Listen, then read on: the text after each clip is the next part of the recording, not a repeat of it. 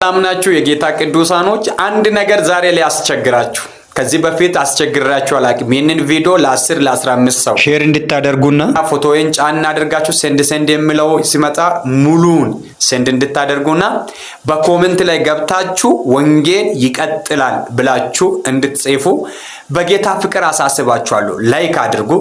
ይሄው ደግሞ ቫይራል እንዲወጣ ሼርና አድርጉ። በጌታ ፍቅር አሳስባችኋለሁ። እኔ ወንድማችሁ ፕሮፌት አስደሳች ነኝ። በመዳን ድምጽ ቤተክርስቲያን አማካኝነት ከደቡብ ክልል ወደ ኦሮሚያ ክልል ወደ ወሊሶ ከተማ ከገባው ድፍን 1 ዓመት አስቆጥሬያለሁ። ስራዬ ወንጌልን ማገልገል ነውና በሚያገለግላቸው በዚህ በ1 ዓመት ውስጥ ሚሽነሪ ሆኜ ወደዚህ ከተማ ከገባው በኋላ እግዚአብሔር ታላላቅ ነገሮችን በዚህ በወሊሶ ከተማ አድርጓል። ብዙ ሰዎች ከድቅድቅ ጨለማ ወደሚደነቅ ብርሃን መጥቷል። ሌላው ደግሞ 2 ዙር የውሃ ጥምቀት አድርገናል። 3ኛ ዙር እየተማሩ ይገኛሉ።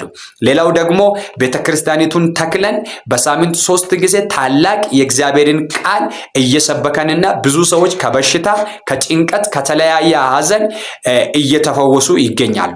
እንደገና ከተማ ውስጥ አውትሪች ወይም ወንጌል ስርጭትን እያገለገለን ለ1 ዓመታት ቆይተናል። በዚህ በ1 ዓመታት በጣም ስኬታማ ሆነናል። እግዚአብሔር ታላቅ ነገርን በመካከላችን ሲሰራ አይተናል።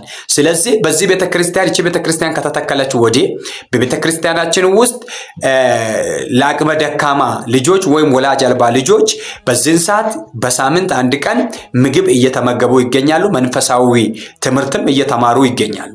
ሌላው ደግሞ ከ273 በላይ የሆኑ ለአይን ተማሚዎች ነፃ የበጎ ስራ አይናቸው ተመርምሮ መነጽር ተሰጥቷል። ሌላው ደግሞ ቤተክርስቲያኒቱ እንደገና ነገር ስትሰራ ቆይታለች። ስለዚህ ከአንድ ቤተክርስቲያን ይህ ነገር ስለሚጠበቅ ማለት ነው። ይህን ሁሉ የረዳው የራሳችን ጉልበትና የራሳችን አቅም ስላልሆነ የረደንን ጌታ ከፊታችን ጥቅምት 7 8 9 3 ተከታታይ ቀናት የምስጋና ፕሮግራም በወሊሶ ከተማ በመዳን ድምጽ ቤተክርስቲያን ተዘጋጅቷል።